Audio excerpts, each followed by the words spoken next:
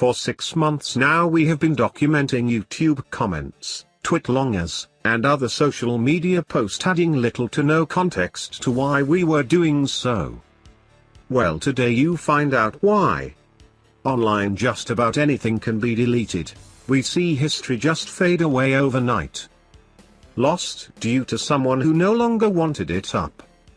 We in the AltCC did not want any context to be lost, because if it was our opposition could just say we fought for nothing and did nothing. We've seen this happen when the likes of Loudon and Boonslayer did just that in their video The Vicious Cycle of the Commentary Community. That is one of the 3 reasons we do this. Reason 2 being cause we thought it would be funny, just that plain and simple.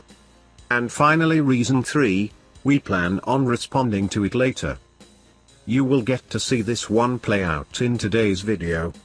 Because today we will be countering YouTube dude's comment we featured in the last video. So without further ado, let us start. And before people start insulting Doodle for a month, leading her to block people because they're getting to the point of harassing her, thus making people think she's censoring freedom of speech.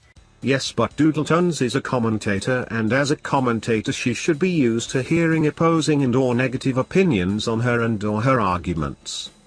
What she should do is respond to the few comments and or videos she can prove are objectively wrong, and for the ones she can't 100% disprove or just come off as insulting to her, ignore them.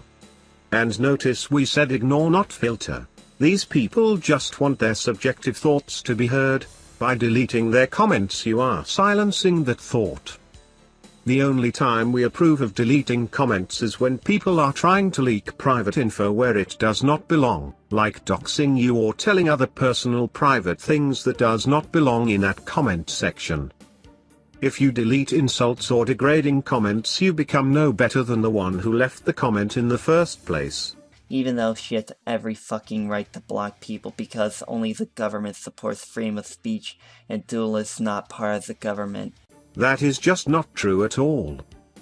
The First Amendment of the US Constitution grants the right of freedom of speech and freedom of the press.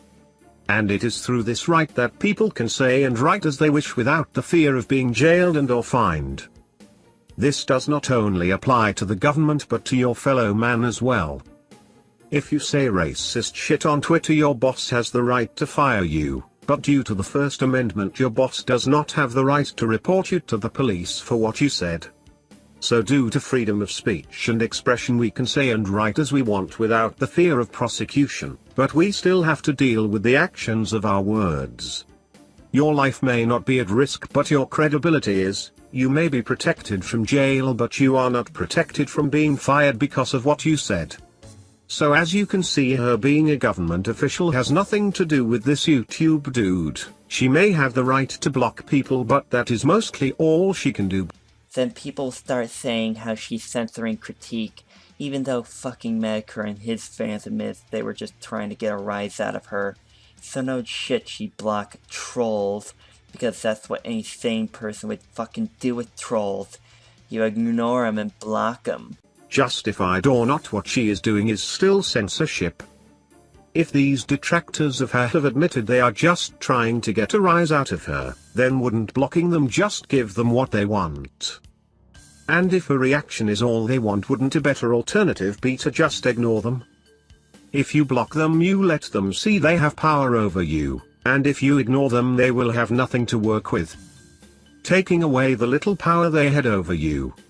So tell me, why would you advise her to continue to give these people the power they want? Seems odd to me.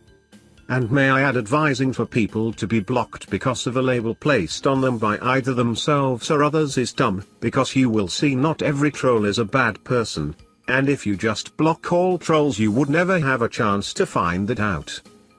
We say this should be a case-by-case thing, and that just generalizing all trolls as being bad will only show how close-minded you guys are.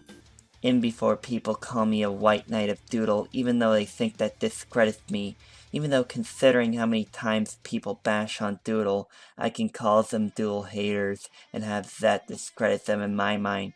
Suck my dick, internet. And now we get to see the full extent of YouTube dude's delusions. White knight is a subjective term and it just means that you defend something constantly, never questioning and or doubting it. You fight for Doodletones honor just as the Knights Templar fought for the honor of Catholicism many years ago. And no, the Knights Templar were known for their white gear and robes.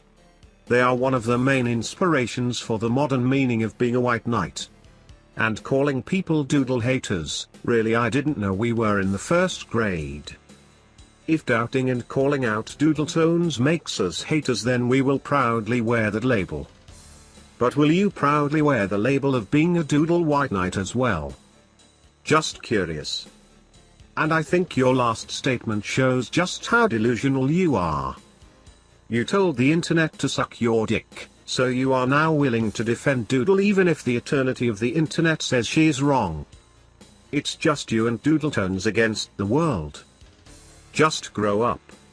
This is not reality. You are creating a fictional situation where you think the world is out to get Doodletones, when in reality it is just some asshole talking about some other asshole on the internet. And you are just the delusional one taking yourself too seriously.